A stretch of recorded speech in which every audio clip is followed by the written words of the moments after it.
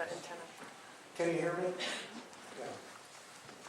We live in a one-company town. Is our county in good financial condition? And what ought it be doing to prepare to deal with the possibility of years of downsizing of our one-company town? Thank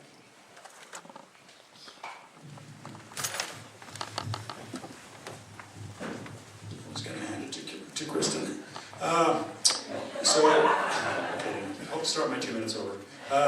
Anyway, the first thing I'll say is I didn't get to say in the last one. Who remembers when this town had LATA, EG&G, and had companies like that when they used to be here? Remember that when Craig was here? So we can have other companies here if we do it right. So that's the first thing I'll say. So we do have what I've called the 800-pound gorilla across the bridge that we have to have a focus on. And our economic development activities that's a prime goal. But what I'll say, George, is that we need to work together with Los Alamos to understand what's coming in the future, because as Los Alamos changes, it impacts the county tremendously, including home values and all the things we want to do. If LANL dips by just a little bit, it can cause a lot of problems. So for us to be successful, George, we need to be partnering with them into the future and be able to predict with them what's going to go on. I know what things in Washington can be unsettling, but as best we can, we need to be predicted.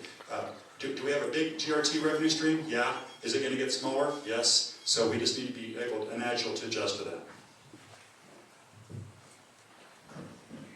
I think it's hard when it's a one-horse town, but it is what it is. I think that I've been doing a lot of these little meetings where I try to meet a lot of people, and I had someone there who told me he's working on the 50-year plan for the lab. So I don't feel like it's imminently greatly going away. Obviously, it has its ups and downs, and frankly, an interesting thing about the last two voluntary separations, I know from studying the numbers at RE/MAX, in fact, it doesn't lower our housing prices. Our main lowered housing price, we did have it with the fear of the drop, but then it was really the 2008 financial crash that dropped our prices. They did drop 20%, but with the second VSP, they didn't even drop because statistically we don't move away when we retire, we stay. And in fact, what it does is it tightens up the real estate market. But nonetheless, we do have to plan ahead in terms of not overspending and not overplanning for more people. If the lab is going to be cutting back, we don't want to be spending the GRT money that we're not having. So we certainly have to be cautious about that and thoughtful about that as we plan ahead.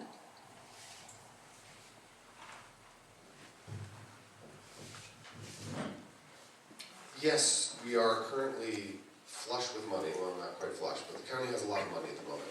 Is it a risk that most of that money comes because of the lab? And yes, so I think one of the things that we need to really look at is diversification. Diversification of our economy as a whole, looking at other businesses other than just the lab. But also, I think we need to lobby for diversification of the mission of the lab.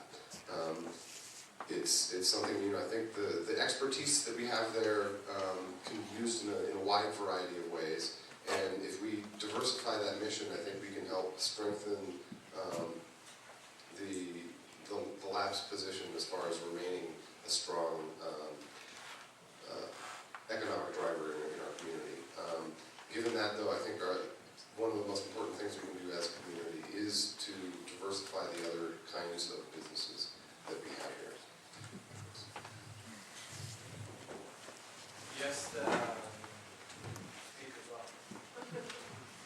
Yes, the county finances are solvent. They're probably the strongest they've been ever. I remember when we had no CIP money, and we could barely provide some of the services. Everything was volunteers for parks and recreation. So compared to that, yes, we have a lot more resources. Back then, it was a one-company town also. Okay, so it's been a one-company town since 1943, since it's been opened up. The wonderful thing about the laboratory is it does some unique national security capabilities that do not happen anywhere else in the world. So there is some kernel of things that will always have the need here. And I'm looking forward to not too far off in the future where we're going to be able to start hiring again, and hiring with a vengeance as we go through a demographic change at the lab. There are a lot of of small towns in Colorado, in the mountains of Colorado, that don't have the $2 billion payroll we have, and yet have vibrant downtowns, are fun places to live. I mentioned we have a lot of things to offer similar to that. We could get more tourists coming up here. I'm not saying make us into Vail, but a stream of tourists enjoying the things we have will help our downtown. We have spin-off of the lab. We got a lot of talented people, people like myself who took early retirement. We're interested in startup companies and new technologies. So we need to diversify. We can help our local economy with tourism. But underlying it all, if we face big budget cuts, we have to look at priorities, have a clear consensus, and the most important things get done, the rest wait.